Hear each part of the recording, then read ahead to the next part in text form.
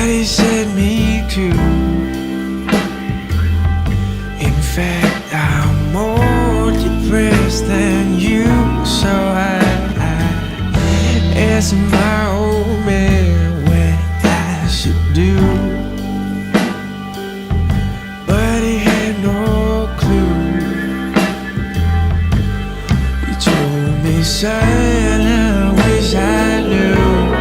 So I asked the witch doctor to save my soul, 'cause I put my faith in rock and roll.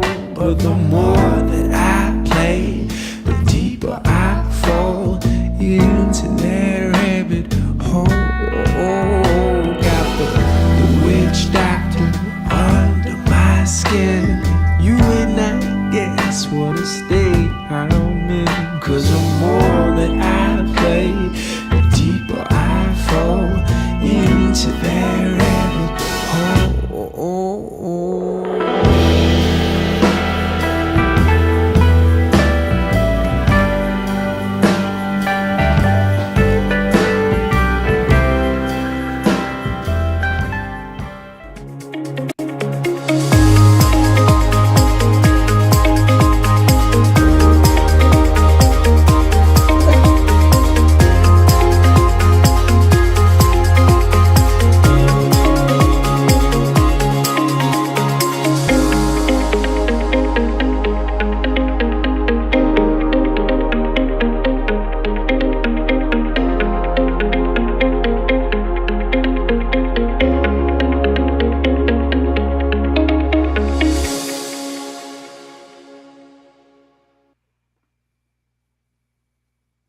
Good evening, ladies and gentlemen, boys and girls, podcast fans of all ages. I am Dave Valente.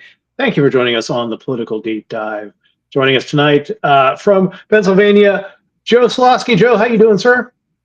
Fantastic. Great to be with all of you this evening. Yeah, good to have you here. And joining us from Maryland, Dan the Man Fishman. Dan, where are you at? Oh yeah, where are you? Hey, how's it going, guys? Yeah. What's going on, man? How you doing? I am tired. We, on a whim, decided to go to see the Bears play the Ravens in M&T Stadium in Baltimore. My wife is a huge Bears fan, and our 24th anniversary is this week. So nice, excellent. Really, and the Ravens have been playing terribly recently, so tickets were really cheap. So we were able to get pretty good seats at a reasonable price. My first time at M&T Stadium, and I will say that I do love an urban stadium for everything except for parking. And parking is kind of a hassle. But parking, the beer scene around that, the bar scene there, the beer scene, the bar scene, all that stuff is good. We were sort of constrained in that we had to rush in. We left here at essentially 10 o'clock to get there at 11:30, and then we were a mile out, so we had to walk in, then walk all the way up to the top of the stadium, which is where we were sitting, and it wasn't that bad. But to make a long story short, we just didn't have time to visit any of the bars.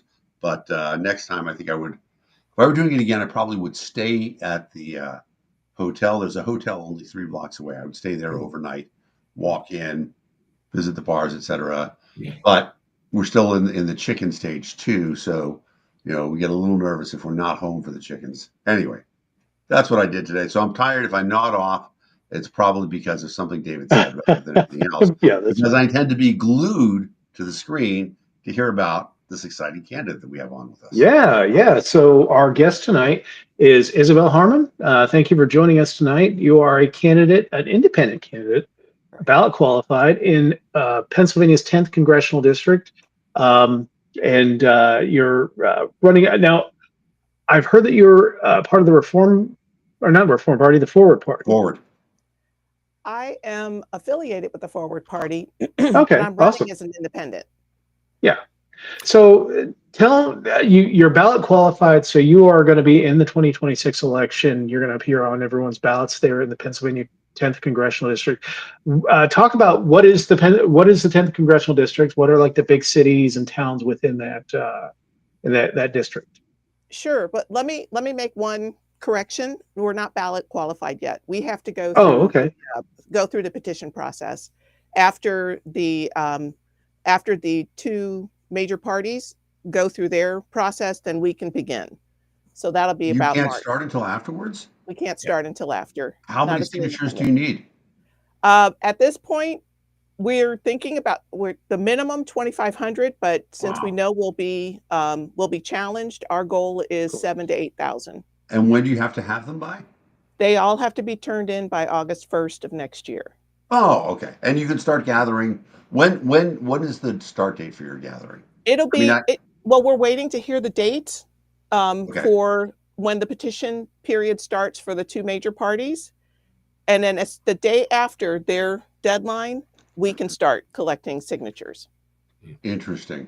That's Yeah. so Great. you're thinking it's going to be like June, May?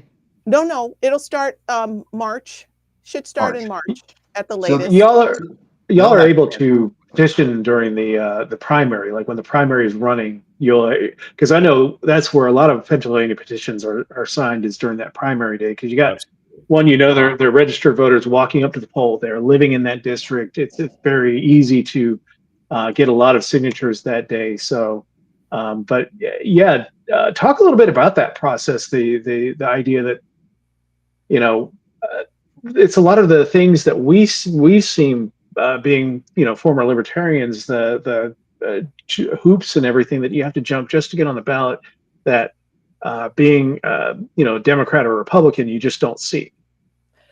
Right. So let me come to your first question, if you don't mind, because you asked me Sure. about the 10th district. Yeah. So the 10th district encompasses all of Dauphin County and parts of York and Cumberland County, which I was a little surprised by, because I thought I knew part of York County, but I thought it was all of Cumberland County, and it turns out it ends about halfway through it.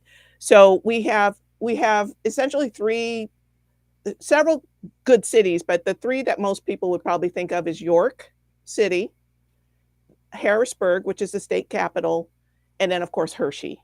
So that kind of spans the from the north to the south.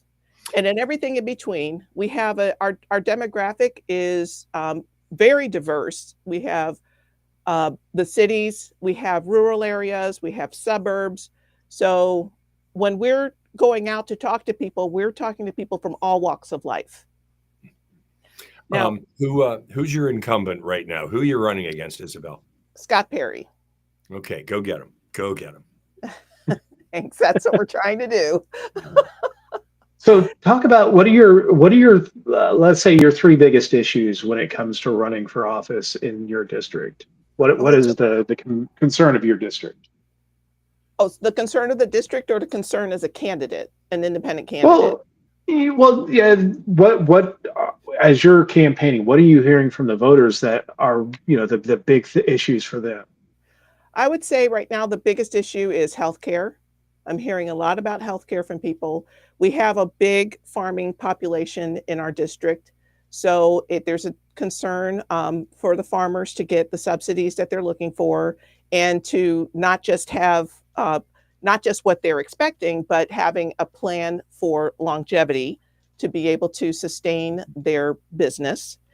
And then the last one, of course, is affordability. People are concerned about not being able to afford not just healthcare, but also food and shelter. So those are probably the big three at this point. Education comes in, but we can talk about that another time, maybe later. But those are the big three that we're hearing about. Yeah. So as a candidate, how are you being received out when you're campaigning and meeting the people? So I'm an unknown, and especially running as an independent. There have been people who have run as an independent in this district in the past, who were successful in their own right. But the two people who, well, the person who is considered the front runner at this point for the Democratic Party is well known, and there is another person who is going to challenge her in the primary who is also well liked and well known, but I'm not sure that person is well known throughout the district. The other person obviously is Mr. Perry, and so it's name recognition is one. It's getting out to meet the people, because this is completely a grassroots effort on our part. So we have to go and meet the people where they are, and that's exactly what we prefer, because then we're going to get the real stories of what people need. Do you want me to continue? No, that's okay. I wanted to hear all of this. I wish you the very, very best running anywhere, but here in Pennsylvania, there's sometimes a lot of hurdles to clear, and it looks like you're very well organized as far as knowing what they are and, of course, beating them. I really wish you the very, very best in your district. Thank you. Thank you very much. We hear that all the time. We hear, matter of fact, we just got something from a supporter yesterday who said, it's really hard to run as an independent in Pennsylvania because people are picking sides, kind of thing.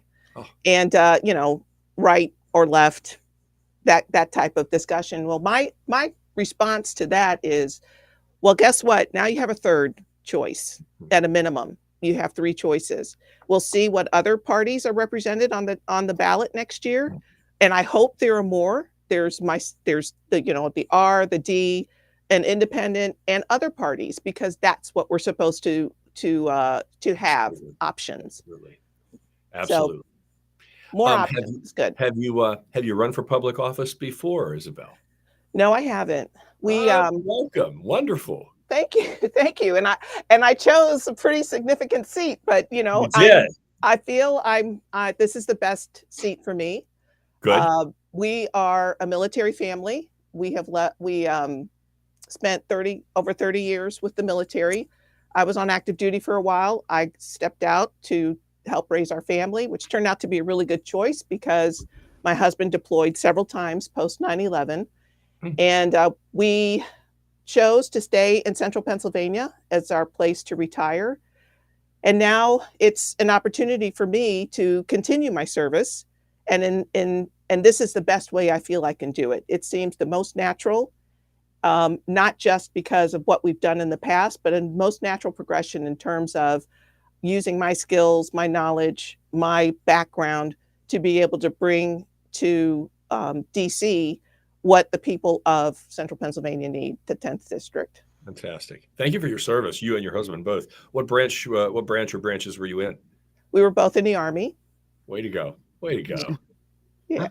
How bad is partisanship in your district? I mean, do you really feel like the Republicans hate the Democrats in Pennsylvania 10? Absolutely. And vice versa. And vice versa. When we first started, after we did our soft launch, we actually received a few messages from people, one saying, please drop out because you're only going to steal votes from the Democrat. How silly. We all know that line. Oh, yeah. And then another person said, you're robbing votes. I was meeting with this person. He's like, you're robbing votes. And I'm like, there's no such thing. There's no such thing. You have to earn the vote of the people. Absolutely. So, if you didn't earn it, you don't deserve to be in Washington. That's right. Yeah, absolutely. I mean, that's again, our experience with third parties. Third parties tend to have magical votes. They're a vote for the Democrat, they're a vote for the Republican, they're kind of a vote for ourselves, and then they're a vote taken away from the Democrat and vote taken away from the Republican, like it belongs to them. It's just this magic 5-way vote that we have that as a third party voter that always frustrates me when people start spouting that stuff when we talk about elections. I find that independent candidates are very effective when they talk to people about that, and they say, the Republicans think they own your vote, or the Democrats think they own your vote. That's something that I think, especially now, if you're talking about a hyper-partisan place, that's something that I find probably appeals to a lot of people. How in this hyper-partisan space do you get people over that? How do you get people to say, oh, I'm actually an independent candidate? Well, believe it or not, a lot of people I meet, when we start talking, they say, well, actually, I'm an independent. But the only reason why I registered for one of the two major parties is because I want to vote in the primaries. Right. Which is, don't get me started. Oh, okay. Well, we definitely agree on that because it's one of those. Okay, but sometimes I feel you need to make a statement, and the more people who register with their personal leanings, whether it's an independent or third party or the RRD, then that's going to start to show the momentum of the loss of voting confidence in the two major parties. And then we have an even stronger argument, even though there's a strong one now, to not just open the primaries in Pennsylvania, but maybe to figure out an alternative way of getting people on the ballot. Yes, I like that idea. I tell you what you just said, I can remember when I was like 18, 19 years old, I had already registered as an independent. And all of a sudden I had that same argument hit me. I thought, oh, I better switch to an R or a D so I can vote in the primaries. It took me a few more decades to realize they're just government funded caucuses for those two parties. They ought to just choose their own and like other third parties do.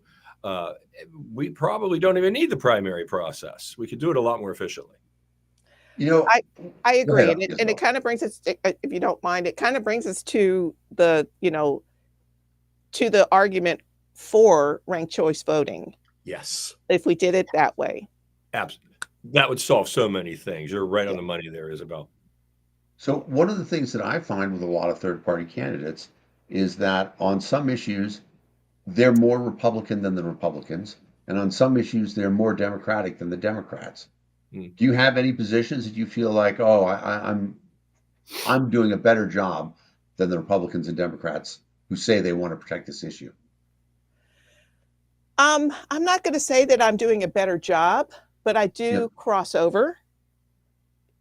So I'm definitely an advocate for a smaller, more efficient government, though I wouldn't have approached getting to that lean federal government the way it's being done now. Right. But I do also believe we need backstops in our federal system to help people who are in need.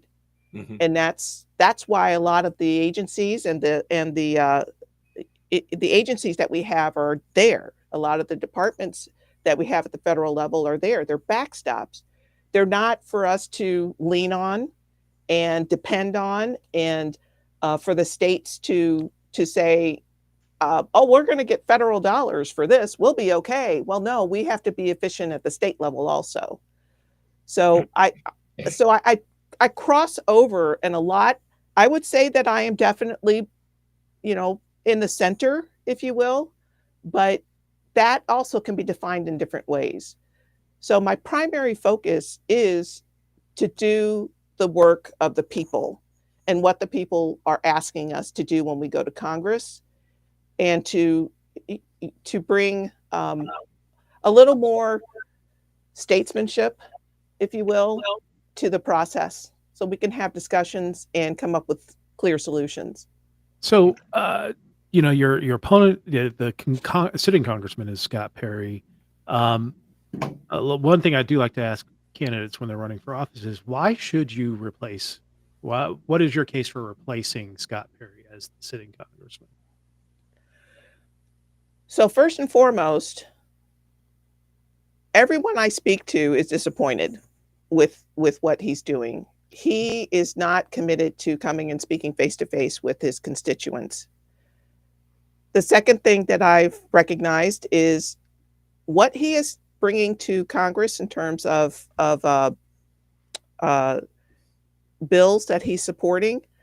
I'm not seeing how they support our constituents in the 10th district. So what I feel I bring is a person who has always been an advocate for those in need, always been an advocate for people who are entrepreneurs, and always taken the time to sit down and talk to people. And then when I talk to people and I understand what their needs are, then it's time to go and advocate for them. So I think that that's probably it's probably what a lot of our representatives and senators have started out with, maybe in the past, and have lost their way. I'll give them that, but in today's world, with what we're dealing with today, you have to have the backbone to say no and to stand up for the people you're representing. And I think that that's the difference. I'm not beholden to any party. The only party, if you will, that I have to respond to are the people. Exactly. I'm not given direction by parties who saying you need to make phone calls to get more money, or you need to vote this way, or you need to go to this event and talk about the topics we want you to talk about. I will talk about the topics that the people want discussed and come up with solutions that are focused on their needs. Well, you've got an uphill battle, and I'm sure you already know that. Yes. Any third party does in this day and age. The R's and D's do everything they can to keep us out of the loop. And it's great when we beat them at their own game. So I want to see you be tremendously successful. Thank you. I appreciate that. So do we. So Scott Perry narrowly won re-election in 2024. I kind of see this happen with a lot of, and you alluded to this, a lot of candidates do go to Washington with the idea that they're going to make changes and they're going to serve the people. And that's really a lot of times how they get that first election is to, the incumbent has become out of touch with the local district. They come in, they promise they're going to be in touch. They're in touch for a term or two. Now he's on his 10th 14th year? 14th. Yeah. So 7 terms elected in Congress. He's not holding in district meetings. He's not meeting with the people. And it does leave that vacuum there to come in and say, we need somebody who's going to represent the district, the people that are in the district. A lot of times I find, even in local races, that we're starting to see them become nationalized, like they're running on national issues. Here in West Virginia, we had a guy that ran for state senate that talked about securing the border, and like, which border? The border with Maryland? I mean, we got to keep those. Got to keep those Marylanders out, or I know we have a large border with Pennsylvania, so maybe that's where we gotta mine the border or something. I don't know, but we've got talk a little bit about the hyper-partisanship and how it impacts campaigning. I know you really haven't had too much chance to engage the other campaigns at this point because you're really just doing your thing right now, but hyper-partisanship and how you're going to have to craft your message as you're running. So we're seeing that in the state legislature right now. We have the opposite majority in the state legislature. We're still seeing finger pointing here, and no one's coming together to really have a solid conversation about how to fix the budget. That's either here or at the federal level. The hyper-partisanship, I've sat down and I've talked with some people who are running as a D. I haven't met anyone who's running as an R yet. And it's amazing to me. Some of them are handpicked, even at the local level. Mm-hmm. It's amazing to me how their talking points are the same as at the national level, including,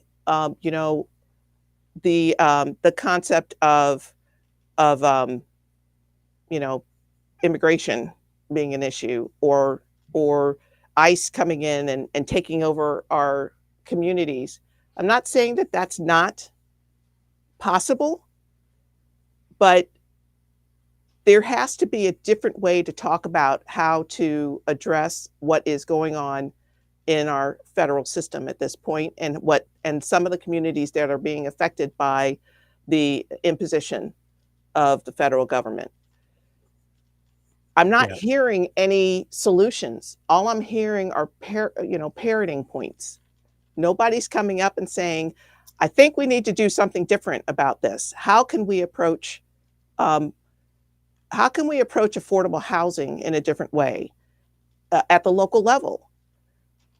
And we're here. When I went to a meeting of Moms for Liberty, and listening to the panel, and it was a panel of local legislators.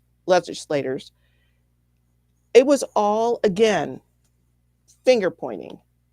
It's all about the Democrats. They're not doing this and this and this. And it's like, well, what are your solutions? Mm-hmm. Because nobody, and you have to give to get. And that's just the way it goes. But you're nailing it. You know, you look at the R's, you look at the D's. They've been in power for 175 years, you know, and they govern the same. They govern together. And, all they do is generate hate at this point. I spoke with a guy I bumped into at Lowe's today, and he immediately jumped over the Democrats. And I'm like, I've heard you gripe like this for years now, just like what you said, no solutions.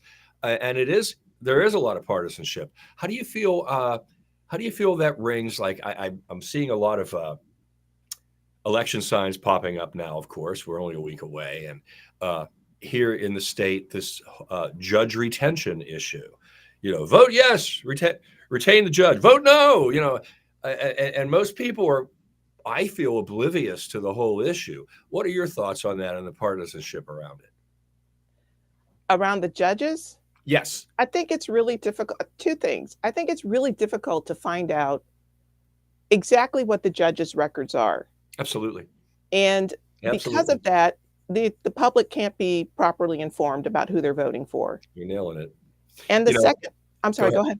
Well, I was just going to say, you're nailing it. If you had a judge, you don't see them campaign. You really don't. But if you had a judge out there that said, hey, I convicted OJ and I released the Epstein files. Hey, we could be impressed by that, but they don't do that. You don't know what they've done. Exactly. And I think part of the problem is, and I don't understand why this happens, is why a judge is even affiliated with a party. Justice is supposed to be blind, right? So judges should not be affiliated with any party. Yeah. They should be completely nonpartisan. Absolutely. I understand that they had to choose a party when they initially ran, and now they're supposedly nonpartisan. It's simply not true. Yeah. So I think that's the difficult part, that you can't find out exactly what they've done for the general population. And that's one of probably only 10,000 questions that are going to be thrown at you. It's a lot. It's a lot for you to run, and you seem pretty sharp on this stuff. Let me ask you this: have you been able to gather a good team of people around you to assist you on certain matters, certain departments, so to speak? I have. Actually, we have an excellent team, believe it or not. So my intent when I first started was to make sure that we took a lesson from Lincoln in the book Team of Rivals. And we brought on board people who represented different walks of life and different political ideologies. And we've done that. Nice. We have a person who was part of the Libertarian Party. Mm-hmm. We have someone who was a former Republican, two people who are former Republicans. Mm-hmm. We have, there's me. I've been an independent my whole life. And we have somebody who's been a Democrat, mm-hmm. somebody who is a Democrat. So we have a really solid team of professionals, and who bring perspectives that are sometimes hard to listen to, but are necessary in order for us to have a stronger campaign. Absolutely. It sounds like you really, well done to hear you explain that. I don't know your team, but I'm glad to hear you have a great one surrounding you. I know you know one of her. Well, I'm going to compliment you. I do know you have a great communications director. So lucky you. Way to go. Thank you, because we absolutely do. Yeah. So I wonder if we can go to one of the questions from the from the field. Ken Matson wants to know if you intend to caucus with either party if you were elected. I am not going to commit to caucusing at all at this point. I would like to continue through this campaign, to continue to refine our message and grow our team. and then we'll see where we go from there. But right now, I think it's not a good idea for me to commit to caucus with anyone. Let me ask you this question. Would you consider following the path of someone like Justin Amash, who in fact refused to caucus with either party and caucused by himself? It's a possibility. It's a possibility. I've been asked this question before with an organization. They asked me what my intent was, and it's a possibility. I don't really believe in choosing to separate yourself just so you can be part of something. I think it's more important to stand as an individual and to speak for the people you're representing, and also to hold your own self accountable and maintain your own integrity. So that's why I don't want to commit at this point. So to that side about integrity, is there something you look at and you say, I disagree with the Democratic platform on this, or I disagree with Republican, or maybe there's something you can say, I disagree with the Democrats on this, and I disagree with the Republicans on this? I know you said that you are a limited government person. So first and foremost, when it comes to the Democratic Party, yeah, in terms of their social welfare support, I agree with them. In terms of how they manage our fiscal years, our budgets, I don't. I think it's been very irresponsible. And in many ways, I think that for some people who really don't need the services, it is allowed to create a crutch. But on the Republican side, when it comes to fiscal responsibility, too many things are being stripped away without a plan to get people to work. Mm-hmm. Mm-hmm. So that, we can't just take things away from people and then there's nothing available, or take things away from our farmers and there's no way for them to recover. So I think those are the two. That's probably the biggest area that I have a real problem with both of the major parties. It's fiscal responsibility. Oh. It's completely off the charts. You're right. They're both extremely fiscally irresponsible. I mean, we've gone from 37 to 38 trillion dollars in debt over the last 2 months, and the government has been shut down for half of that time. Like, I don't understand the growth in the except for as a Fed, I understand that shutdowns are expensive. They're incredibly expensive, and we're just hemorrhaging cash right now. So what would be your solution to the national, right now we're at a national debt where, again, 2 months to lop on another $1 trillion. What would be your solution for national debt and deficit spending? So I think first and foremost, what we have to do, I have two things that I'm developing and doing research on. So the first is we need to have a constitutional amendment that requires that we have a balanced budget. If we don't do that, we're going to see nothing but more continuing resolutions. Mm-hmm. We're going to keep kicking the can down the road and just adding more and more to our debt. As individuals in our own households, we have a responsibility to balance our checking accounts, right? We have to pay our bills or we get in trouble. Well, we're not holding anybody in Congress responsible for where we are today. And this is not something that just happened overnight. This is something that we have been dealing with for decades, over several administrations.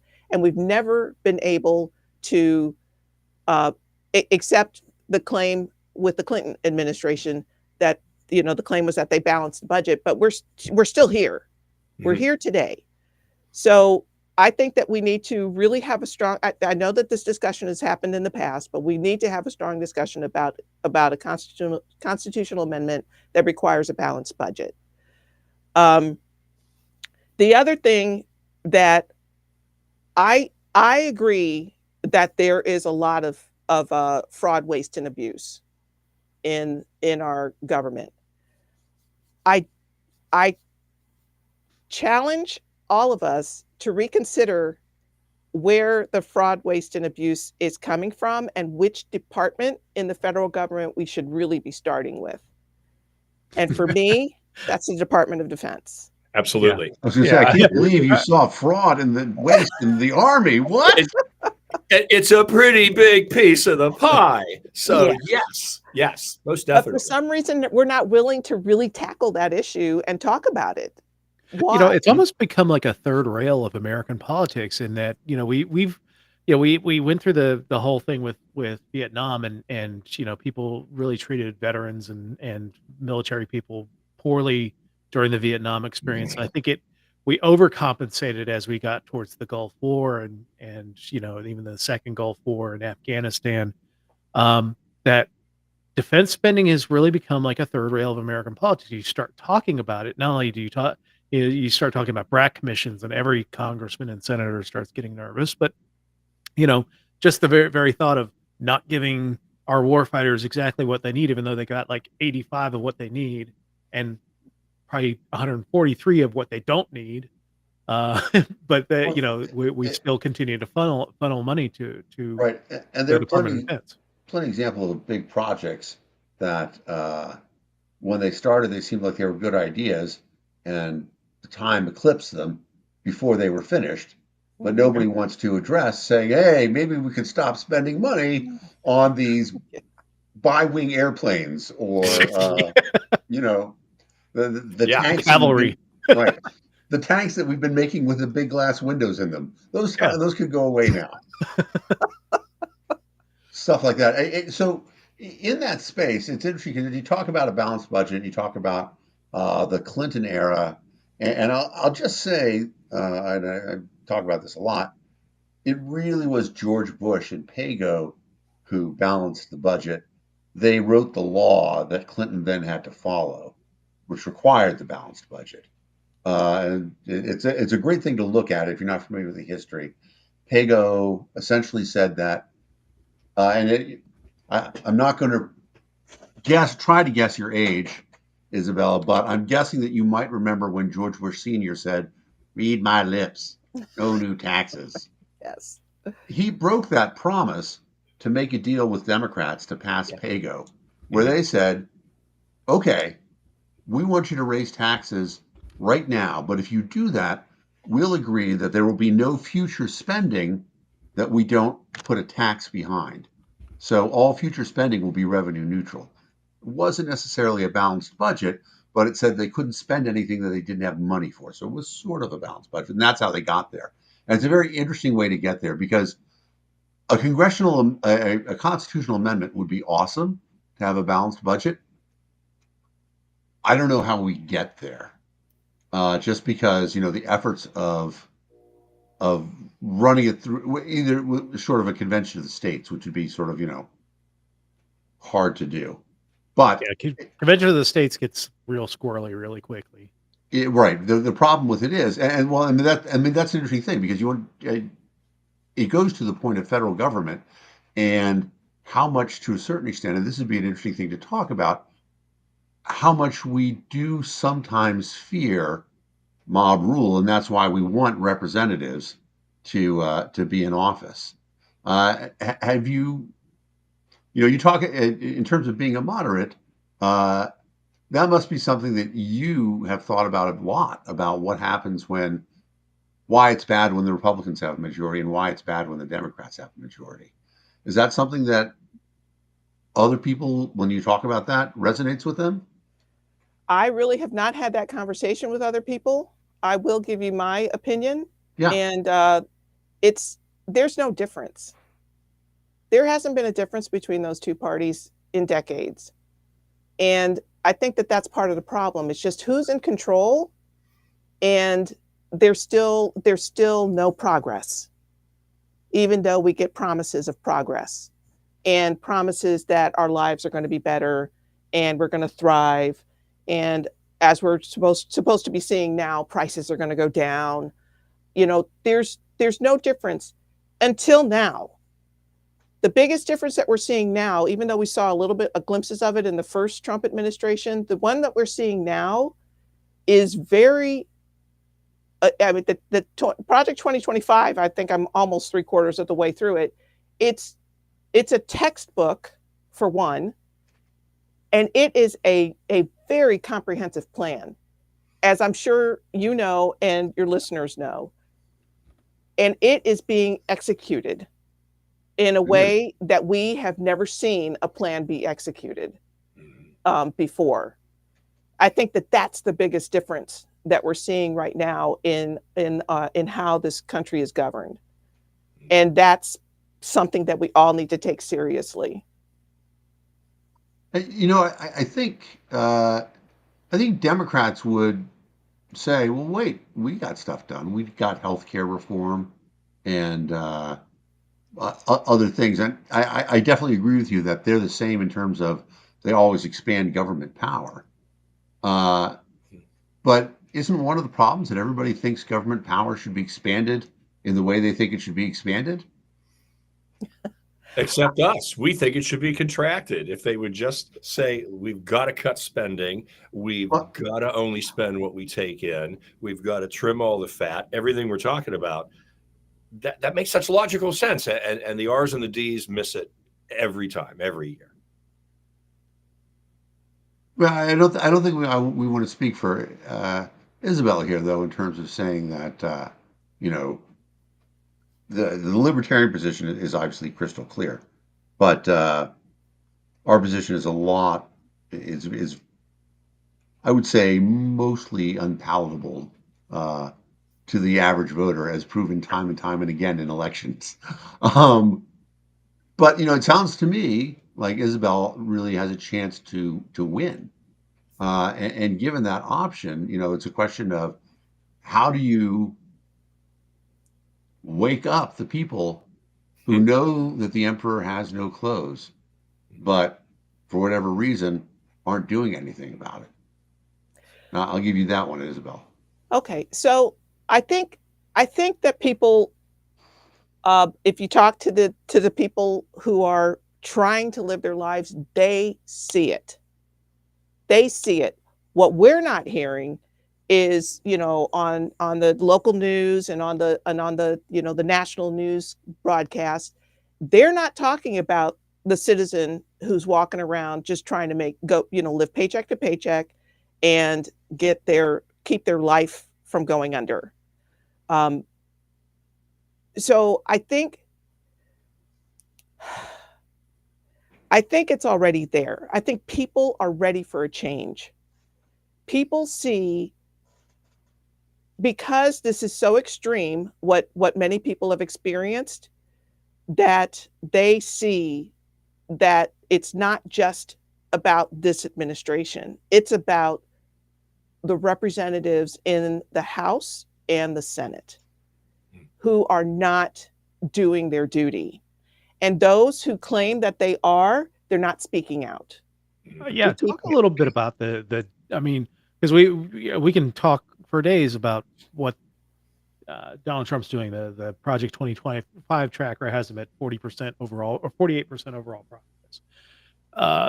But he's working. I mean, he's working on 100% progress before he can get out of office. But what about the failure of the Democratic Party to actually have a cohesive response to what's going on here? I think that's one of the big failures that I think disappoints a lot of voters out there right now. I can't even explain it. I mean, I don't think that I don't think that we should really be surprised, because in many ways, it's just been a wheel that's continually turning and showing a little bit of progress, but kind of stuck in mud. And now we're seeing that it's actually true that the Democratic Party does not really have a plan. It doesn't have a vision for our future. And which is making it more difficult to respond to what we're dealing with now. I honestly don't think in either a D or an R who's currently in Congress, there have got to be some people who know that we need to make some changes and we need to start speaking publicly together. It's everything you're saying there is, again, right on the money. I've come to personally believe that we hear them periodically saying, throw all the bums out. Well, wouldn't that be great? Because then you could come in, okay, and people like you. Unfortunately, I think when you have a Democrat saying, throw all the bums out, they're pretty much meaning Republicans and vice versa. Mm-hmm. They're only talking what they view as their nemesis. And unfortunately, I think a lot of the electorate does not even entertain the fact that they govern together, that they are pretty much the same.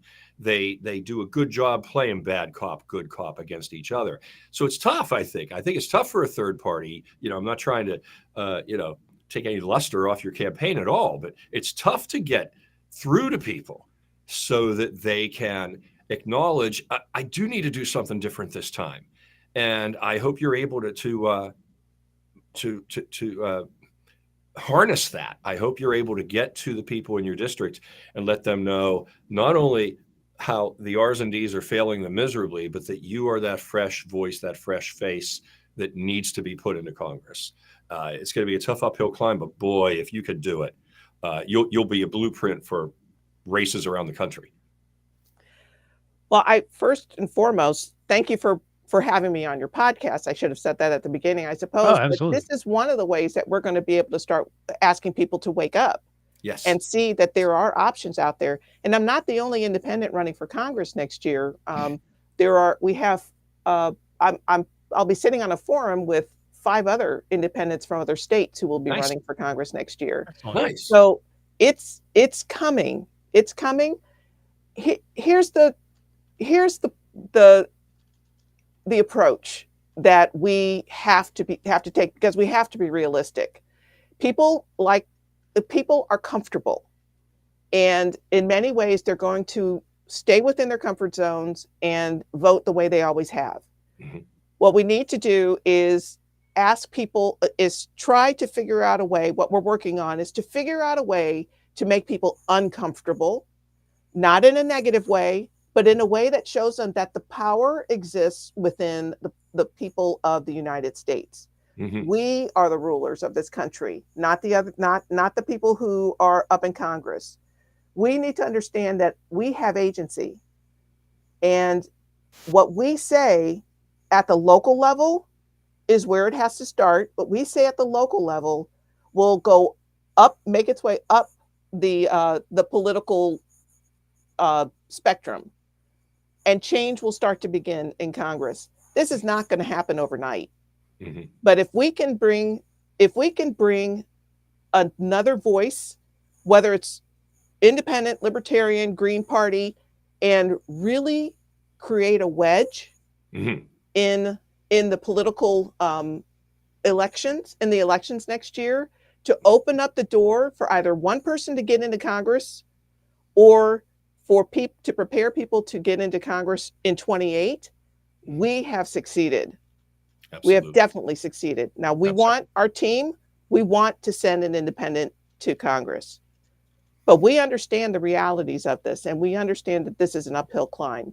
We're just asking people to open their doors, open their minds, and let us have a conversation. And if all of a sudden that timing lines up beautifully, and imagine this country elects just three of you to Congress, you've tipped the balance. All of a sudden, the R's don't have a majority. The D's don't have a majority.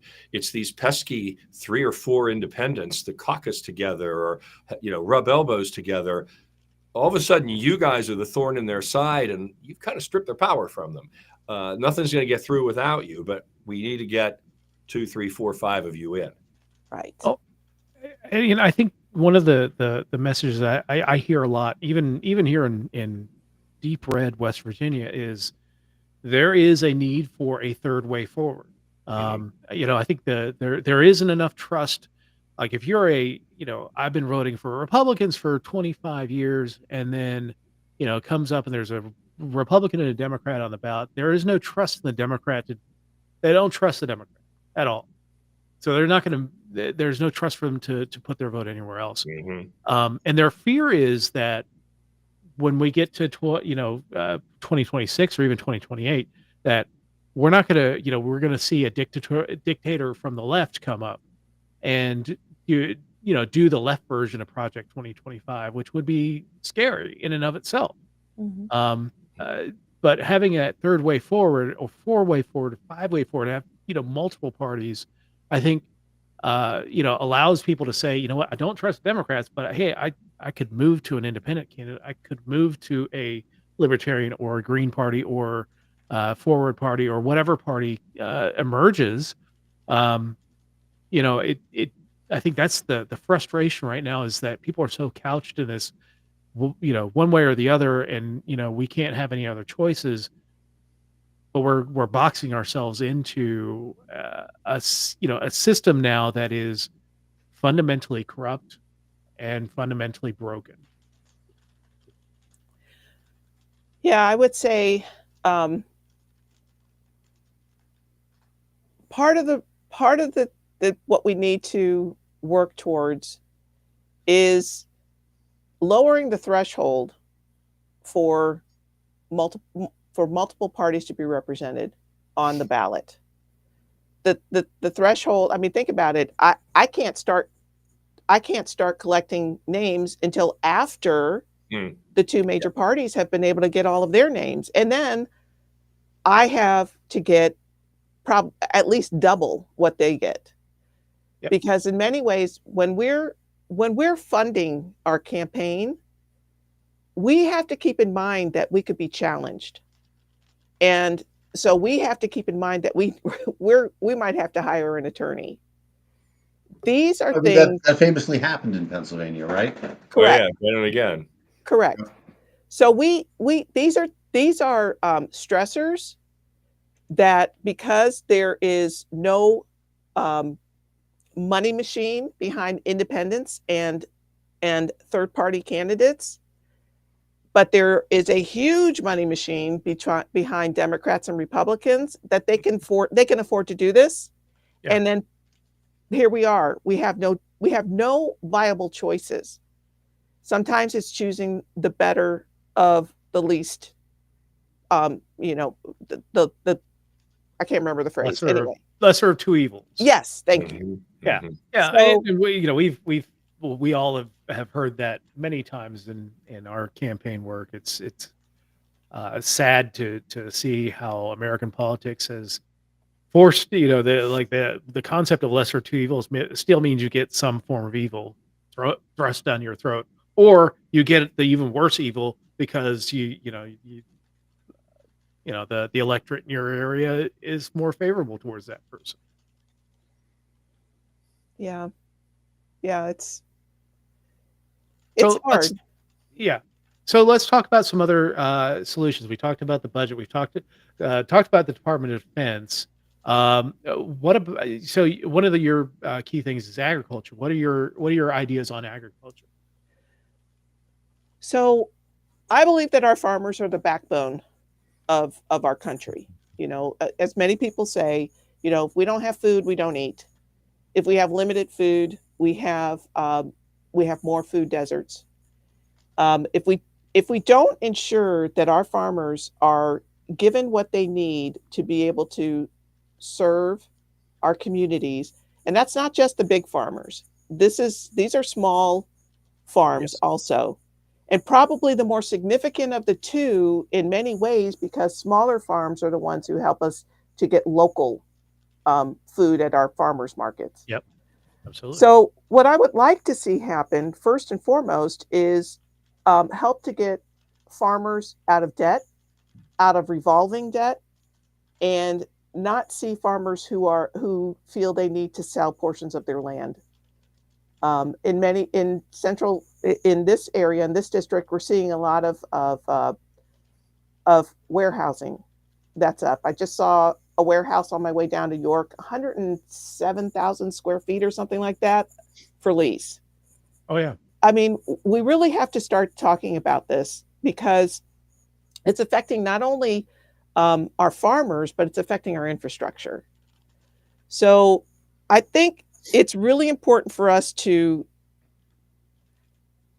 not tell farmers what they need, but to listen to the farmers and Yeah. do what they tell us they need. Absolutely. And to hear their options for how to continue, if they already have one, to continue to have a solvent business. If they don't have a solvent business, it is to tell us what they need so that it does become solvent. These are all such complex issues, but they're not really complex because the people who run these businesses, they know what they need. Absolutely. We just need to do it for them. Absolutely. Yeah, I mean, that the whole thing about the warehouses resonates with me because I live just south of the I-70 I-81 interchange, and we have probably 10 to 15 warehouses in our area, and more that are being erected as we speak, that are sitting empty. Like it's just they're just these big buildings of nothing right now, and they're not being filled, but they're still being built. It's just like, and we've lost. Our area used to be known, and still is to an extent, known for apples, but so much of our farmland in our area has been taken over and given to solar farms to do big data centers and things like that are in Virginia, but they're pulling all the energy from the eastern panhandle of West Virginia. But yeah, it's defending the farmers, and the point that you made, to listen to them. Like, I think we don't get that enough from the people who are sent to represent us seem to think of themselves more as leaders and telling us what to do rather than representatives in telling Washington what we need. Right. So I have good friends who started a nonprofit about listening. And I'll tell you, if there were a way we could give them a huge contract to go and teach our people in Congress how to listen, we would be much better. We would be walking in the right direction to get that started. That's part of the problem. We're not being heard. Nobody's listening. Yeah. If they are listening, they're not speaking up. Yeah, I mean, there's a famous chart out there that talks about how, the more popular idea does not impact whether it passes Congress or not. It's only the money involved in that cause will you see the propensity for whether that legislation passes or not is the only impact on it. Something as simple as the whole idea of getting rid of daylight savings time or going to permanent daylight savings time. Like people clamor for that, but there's never any movement on it because there's no money behind it. Yeah. So let's talk about, of course, we got the big national issues, and I know that you're running in Pennsylvania, you're nowhere near it, but what about the immigration debate? What are your thoughts on what's going on with immigration, ICE, and all the stuff that's going on there? Okay, so let me start with a little bit about my background. My mother is an immigrant, but my mother is an immigrant from Europe. Big difference, but she experienced a lot of hardship in this country as an immigrant.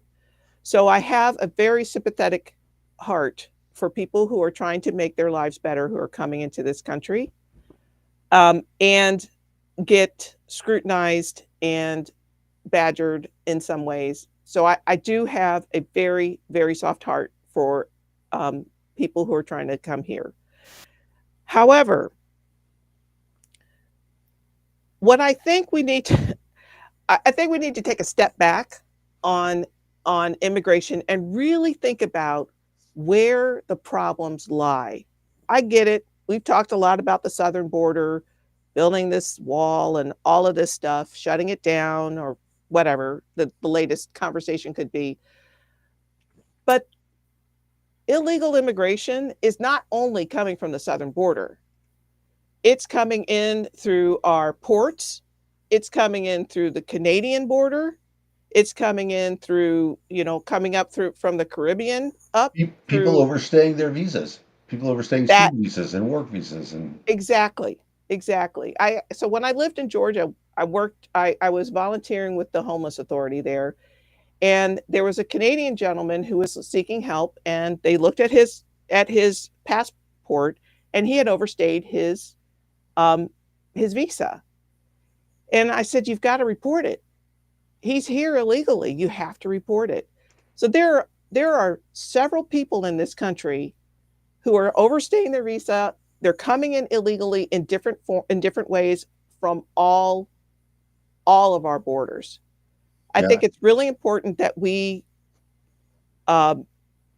take the time to train these people who are now being hired with ICE to be to understand the struggle of the immigrant, and then to be able to really, if you're going to look at the criminal aspect of something, there are different levels of criminality in immigration. I mean, for goodness sake, you cannot say that we have not had illegal criminal activity coming into this country since its inception. You know, people who were hiding on the boats who were coming across from Europe. It's the same. There, we have had this, but we can deal with this in a way that is more humane. Yeah, I mean, I'll push back a little bit in that immigration was the responsibility of the states until about 1870. So there were no federal immigration laws. But for sure, there were lots of people who came in and never bothered to declare themselves to anybody and just started living in the United States and making money. It's interesting. I lived in Boston for a long time, and in Boston, the number one population of illegal immigrants is Irish. Number two is Russian. Number three is West African, and then number four is Hispanic. And it's interesting that, given that, and there are other places that you can go to that have similar differences, that the only focus seems to be on the southern border, which I think is what you were saying about. Do you think people in your district see any of that? Is there a problem with southern border immigration, Hispanic immigration in the 10th district? I honestly cannot answer that question at this time. What I will say is this. There are a lot of people in this community who are helping people who have emigrated to this country, whether from war-torn countries. So there is an awareness here of what the need is. We have seen one small farmer I spoke with a couple of weeks ago told me that one of the impacts of what's happening with ICE is that they are losing business because a greater percentage than they probably realized of their customers were coming from the immigrant community, and they've seen a drop in their revenue because they are not coming out publicly. I honestly cannot tell you, because I haven't had this discussion in depth with anyone, whether or not it is a real concern about the southern border in this state. I know farm labor is or can be very human intensive in terms of, the people who are working there and stuff like that. How much are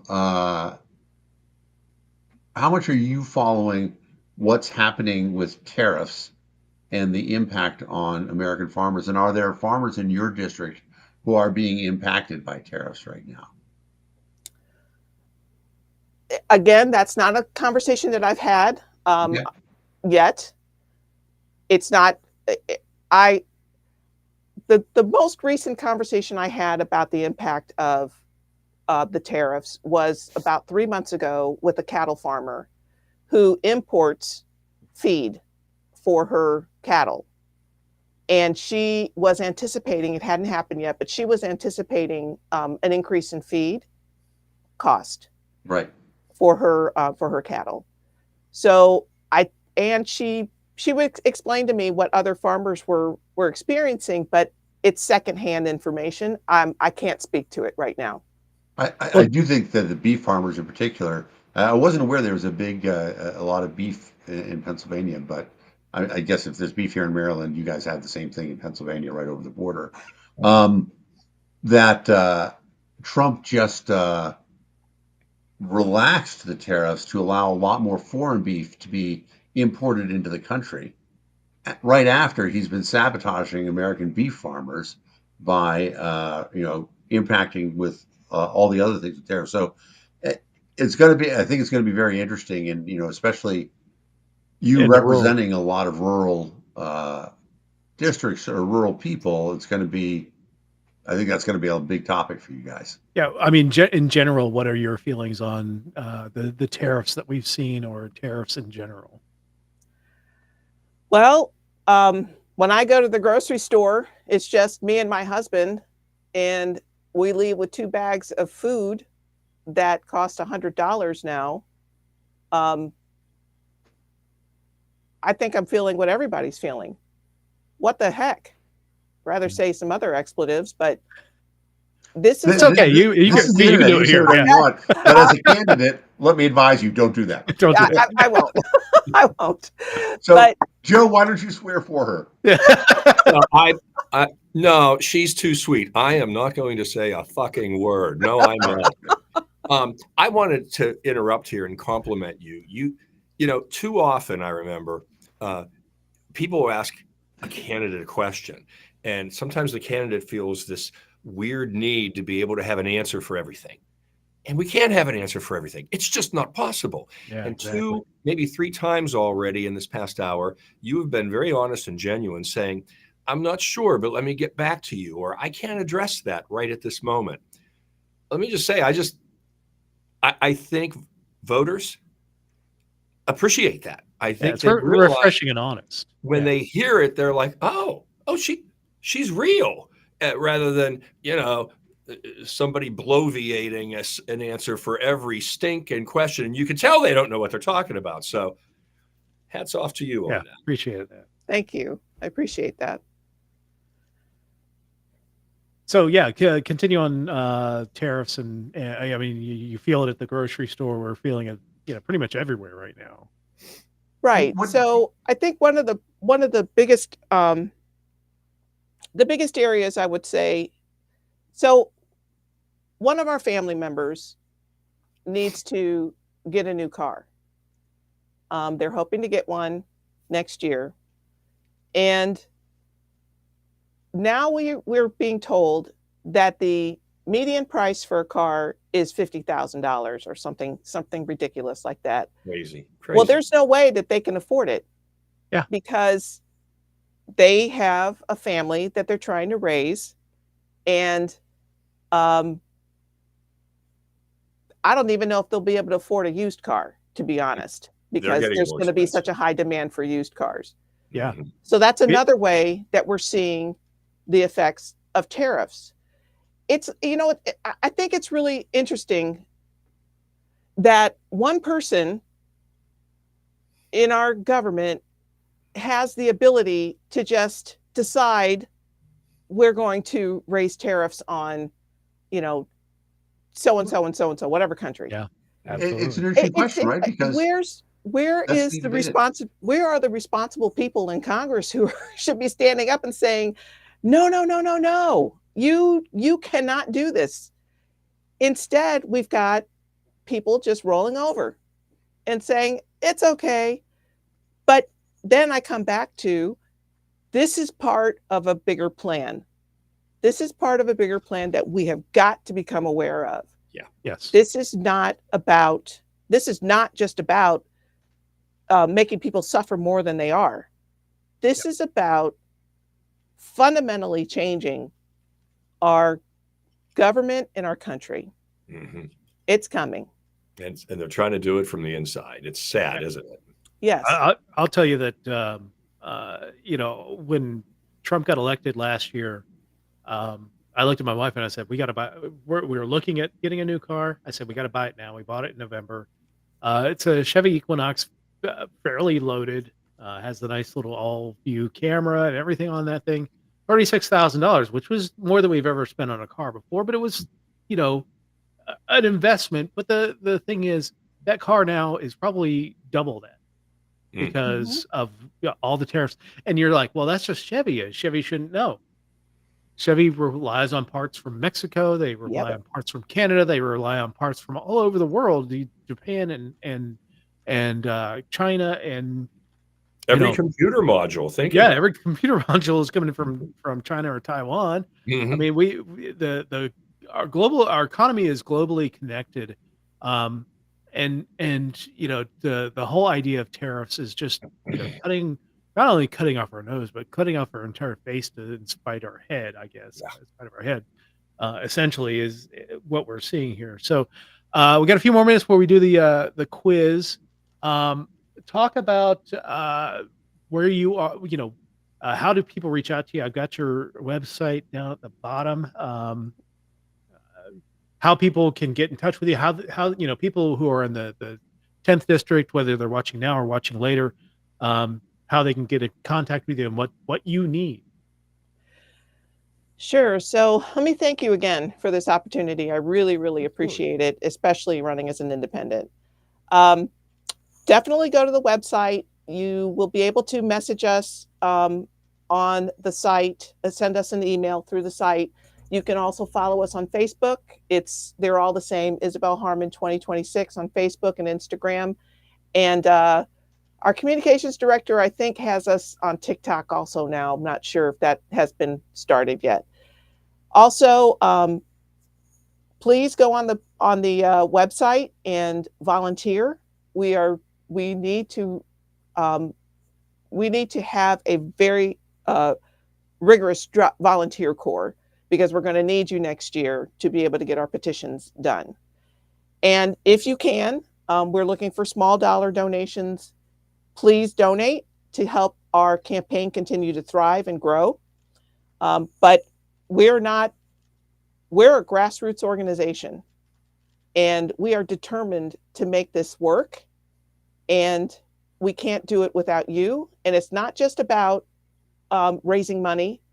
It is about bringing community together. It's about building bridges, and it's about making our country what we want it to be, not what we're told it should be. And that's all we can ask for. I appreciate everyone who has helped us so far. I appreciate the three of you for giving us this opportunity and for the engagement that's going on the chat.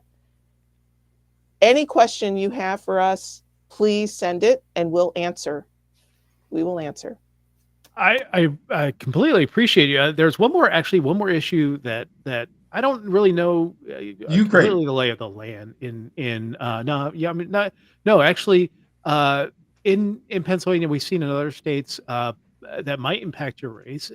Have there been any discussions about hyper-partisan gerrymandering in Pennsylvania leading up to the election? Not that I've heard of yet. Okay. Yeah, that's the one thing that I worry about with the 2026 election coming up. We've seen these, especially impacting third-party candidates. You get these maps late because there's a court challenge that just eats into the time that third-party candidates can get on, can effectively campaign to get on the ballot. But hopefully Pennsylvania keeps its nose clean and keeps it out of the gerrymandering race.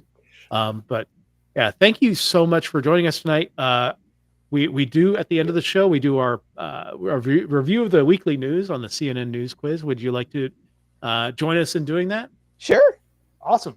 All right. The CNN Weekly News Quiz, the 5 Things Weekly News Quiz, which was from Friday. Friday. It was Friday. Yeah. Hold on a second. Let me screen share. I apologize. My network went down like 20 minutes before the show started, so I'm all bajankety today. But all right. Question. So the week in the news quiz, we see, it looks like an oil refinery. These are our context clues. We see sparklers. That might be Diwali. And then crown jewels of some sort. Yeah. All right. Oh, that might be the Louvre thing. Yeah, I was expecting to see an excavator. All right. All right. 5 Things Weekly News Quiz. And of course, audience participation is welcome and probably needed. Brandy, I'm glad you're here. Brandy is she's our Jeopardy champion. That's right. Awesome. Tell her what she's won, Johnny. Okay. Question at the home game. Question number 1. Which part of the White House was demolished this week? The West Wing, the East Wing, North Portico, or Oval Office? I think we all know this one. Yeah. It is the East Wing. Yeah. I got a question for you. who was the first lady to declare her official office in the East Wing? Wow. Oh. No Oop. idea. Is that Eleanor Roosevelt? So Eleanor Roosevelt worked out of there, but she did not declare her No. office there. I Rosalind think Carter. I was going Really? to say Carter. Okay. Yeah. Isabel wins. Wow. I would have gotten Nice. it. That's Well a good done. one. I you know, because when we moved in, our building in DC actually has several different things there. We've got the World Bank, we've got and a few other offices. Department of Justice has an office there, and Department of Interior has an office there. But at one point, they had when Michelle Obama was first lady, she had part of her office there, and the things that they had on that floor, like the blast resistant windows, actually had these curtains so that if somebody had hit it with a bomb, the it wouldn't really impact the building. But it was really cool to see that because we ended up taking over that office space after she left. But it's an interesting thing. All right, question number 2: what is the name of the storm currently slowly churning in the Caribbean? It's getting much faster. Is it Ava, Charlotte, Melissa, or Sophia? There's a James Taylor song. Yeah. People who don't know. Isabel knows, I can tell. I'm going to guess Melissa. It is That's what indeed Sweet Melissa. Ah. Yeah. But Brandon got it. the storm system that is currently over the Mississippi Delta will probably prevent Melissa from hitting the United States. Yeah, but Jamaica just got shut down. There are no more flights coming out of Jamaica. It's going to hit a good chunk of Cuba if it's not already, and then head over the Bahamas and maybe angle out towards Bermuda. Bermuda's been hit several times this year with bad storms. So best of luck to everybody there. Hopefully things intervene and the storm is not as bad as we're thinking it's going to get to. Question number 3. The U.S. military recently conducted lethal strikes on boats in the Caribbean and the Pacific. Who were the alleged targets of the strikes? Arms dealers, drug smugglers, pirates, or human traffickers? I'm going to object to the usage of the word alleged, but on the opposite way. Okay? Nobody's actually alleging that they were drug smugglers. No. Where's the due process? Yeah, exactly. Sad. That's the whole thing when it comes to immigration for me is like, I've had this discussion with a lot of people like, well, I can prove that I'm American. Where? How are you going to prove it? Yeah. If you don't get due process, nobody cares. You're not allowed to talk to a lawyer. Nobody cares. Yeah. Unless you have one of the official government tattoos on your arm indicating you're sorry. Let's not do that. U.S. military targeted alleged drug smugglers in a series of strikes at sea this month. One of the interesting things that's worth mentioning, none of those boats carried enough gasoline or could have carried enough gasoline to reach the United States. Yeah. That part is undeniable. Wow. Yeah, I don't understand we're going to strike them right at the coast of South America. You don't even know that they're heading towards the United States. Yeah. They're maybe that they are going to island hop and refuel as they come up, but you got a lot of time. And then plus you already have a Coast Guard. If you suspect them of being a drug smuggling boat, send the Coast Guard after them. Yeah. Well, interestingly enough, that actually is the Coast Guard. Now he's sending the Gerald Ford in there, but it has been the Coast Guard that's been stationed off the border of Venezuela and Colombia doing all the interdiction work. Oh, had they? Yeah. Just the actual strikes? No, they're not calling in the airstrikes. The airstrikes, I believe, are the Navy. Yeah. But it's the Coast Guard who is actually stationed there, their boats, etc.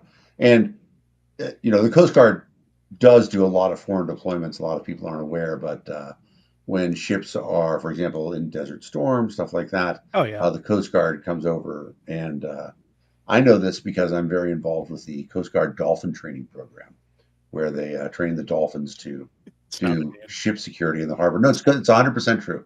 It's 100% true. Oh, Dan. Sea lions also. No, it's true. So there's a sea mammal defensive ship training. I'm gonna send you a link. I've heard the link. Are you the trainer though? No. I just know people who do it. No. I was like, wait a minute. You're the trainer? No, I am not the trainer. I am the trainee. They tested the programs on me first to see if I could swim and hit somebody in the water with my nose. Exactly. And I do have a good sea lion laugh. There you go. Question number 4. What is the estimated value of the jewelry that was recently stolen from the Louvre Museum in a daytime heist? It was daytime. I never really looked at I watched the footage. It's amazing. 100,000, 1 million, 10 million, or 100 million? 100 million. Brandy says 100 million. Yeah, we're waiting for the Dr. Evil here. $100 million. Yeah. So 100 million. Yeah, experts say that $100 million worth of jewelry was taken from the Louvre during a brazen daytime heist and is likely being dismantled for. Oh, that's awful. Yeah, the people. You can't really fence this stuff too easily, but so if you follow my Facebook page, you've seen the guy there, Anthony Amore, who posts, who is in charge of recovering the stolen. Yes, Jeremy's exactly right. Who's in charge of recovering the stolen paintings from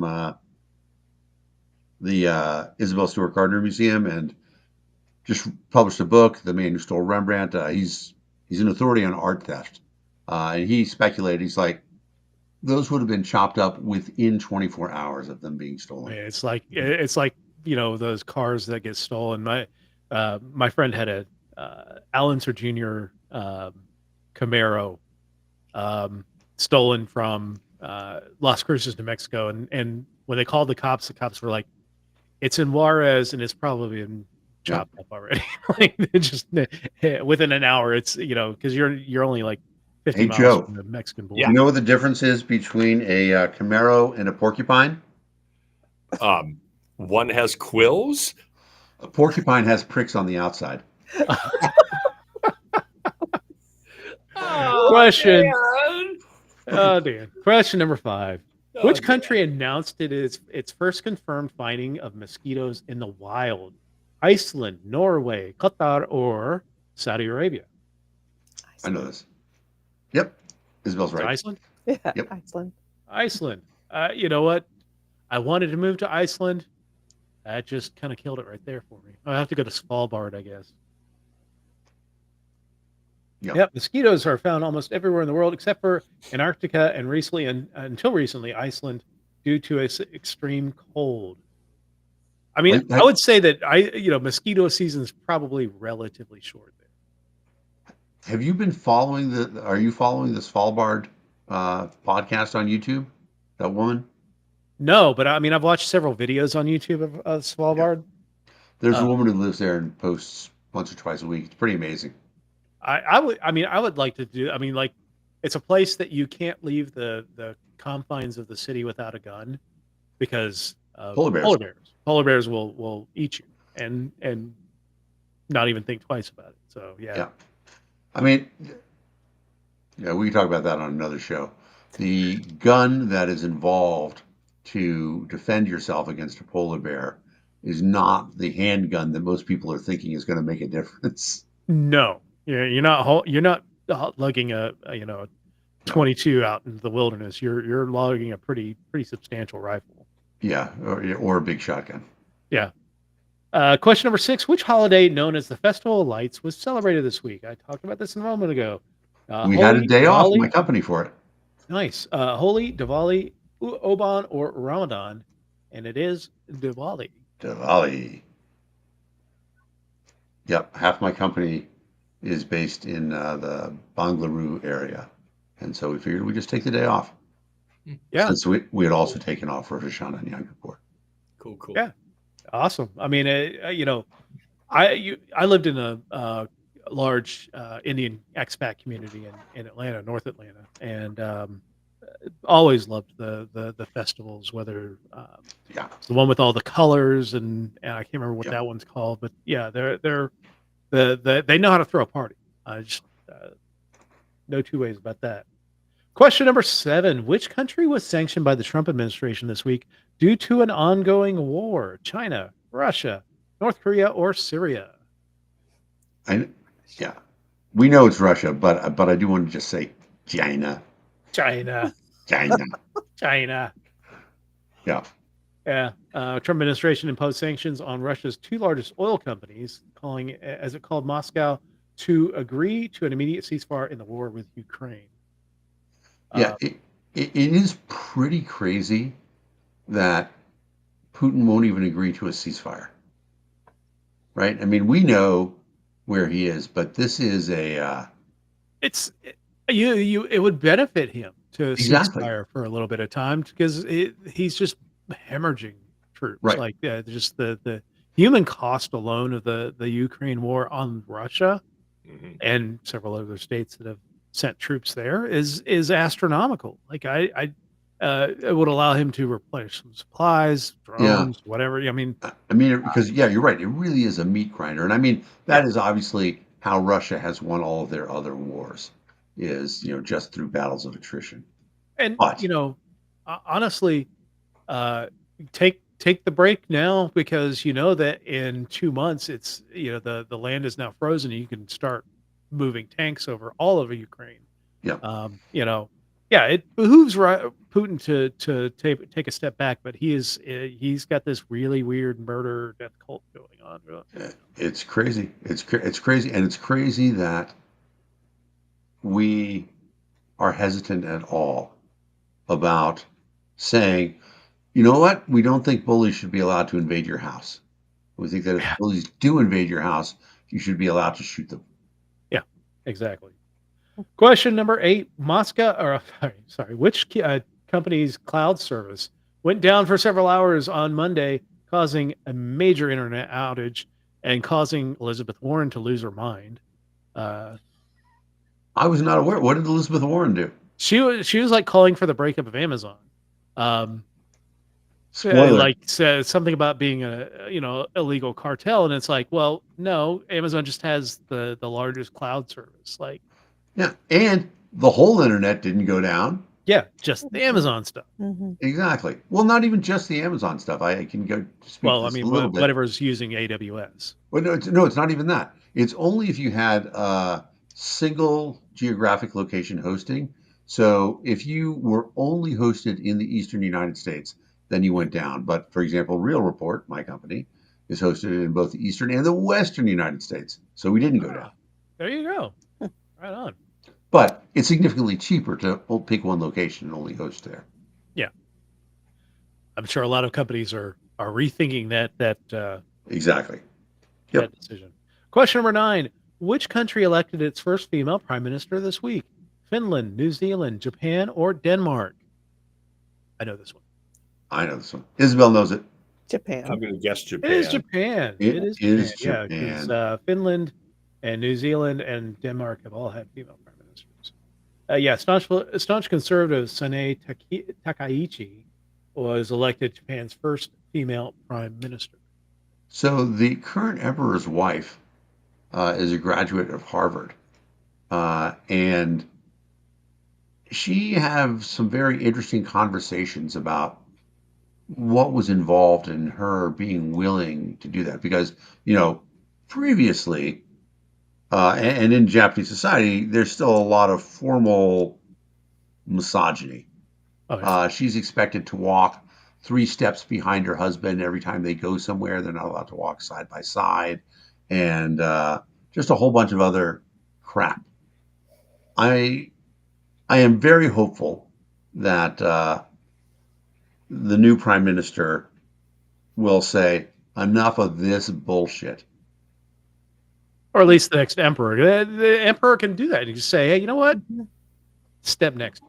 Right. I'm hoping that what happens out of it is that the prime minister reminds the emperor that he is emperor at the behest of the people.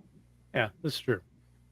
Question number 10: which medicine is the Trump administration urging to change its safety label. Tylenol, Advil, Aleve, or Sudafed? I would guess Tylenol, but I don't know. I mean, he just had an angry screed about Tylenol today. Again? And well, Tylenol and vaccines. Yeah, all caps, all crazy. Weird. Did you see, speaking of that, did you see the Kennedy thing where he said, you cannot trust your doctor, you cannot trust a medical professional? I mean, that's what they've been leading us up to. Like, you can't trust it. Like, I've talked about the idea of that we're in a post-truth society, that we're being taught not to trust anything, and Yeah. to a great extent, a healthy level of cynicism is good. Like, Sure. you should question things and Yes. seek your own answers. But Well, we had an amazing example of that. Did you see the thing where you probably saw Rand Paul's speech on vaccination? Yeah. If you haven't seen it, please, people, go to the YouTube and look it up. Rand Paul is an MD, and just a quick summary. He talks about the fact, he's like, look, I believe that vaccines are one of the greatest miracles that science has brought to us, and they save millions of lives. It's like, however, the fact that the CDC recommends that a baby get the hepatitis B vaccine on the day of its birth, and that they essentially harass the parents who say, we want to wait 30 days on this. It's like, why can't we question that? That's Why, if I reasonable. question waiting 30 days, am I considered an anti-vaxxer? Yeah. It's a great conversation to be had. Mhm. Sure. And I think one of the things that Trump said is that hepatitis B, not even until you're 12 years old or something like that, which, you know what, I don't have a problem people choosing when they get their children vaccinated. It's the don't Exactly. trust your doctors at all is completely. Yeah, that part is crazy. And I want to give both sides to say what the director of the CDC said, which is if the hepatitis status of the mother is not known, giving the baby the vaccine on day one will prevent the baby from being infected if the mother has Hep B. Yeah. And so they say, but if you're 100% sure that the mother doesn't have hepatitis B, then you could certainly safely wait. Which is a test that you can get, a normal blood draw or STD draw that will tell you whether you have hepatitis at any time. So yeah, I think a lot of people know if they've engaged, right? You can only get it through sexual contact or blood transfusion. Yeah. And so a lot of people can probably make an informed decision for themselves. Sure. I actually think that, if I were having a child, I would say, yeah, let's do it on day one. Evidence overwhelmingly indicates that it's not harmful. And, you're talking about a risk-reward scenario. So on the other hand, I don't think the people who say we want to wait till 30 days are bad people. Not at all. No. All right. Well, we got 10 out of 10 this week. Right on. Yeah. So 10 out of 10 this week. We did 10 out of 10 last week. Great job, everybody. Thank you for joining us on the Political Deep Dive. Again, Isabelle, thank you so much for joining us tonight. Thank you. There is a QR code up in the top, to my left. I guess you're right. You can scan that. It will take you right to the website. Let's give the most important part of the pitch. Early money counts twice. If you can give Isabelle's campaign $20 right now, that's such a big deal. Yes. So please, people, if you really want to make a difference, you want to have something, that $20 right now is worth $100 in January. Yes. So please find a way to make that happen. Yeah. Contribute early. Contribute often. Yes. Thank you. Yeah. Or set a recurring donation if you can. That always helps as well. It helps give a little certainty to a campaign as well. So anyway, thank you everyone for joining us tonight on the Political Deep Dive. Thank you, Isabelle. You're welcome back anytime you want to come on. Christine, Craig, Jeremy, thank you all for joining us tonight. Give us a like, share, and subscribe. Thank you, Brandy, of course, as our Jeopardy champion. Give us a like, share, and subscribe wherever you're watching us from. We really appreciate it, and we will talk to you all next week on the Political Deep Dive. Have a great one, everybody. Take care. Good night, everyone. All right. Good night, Gracie. Good night, Gracie.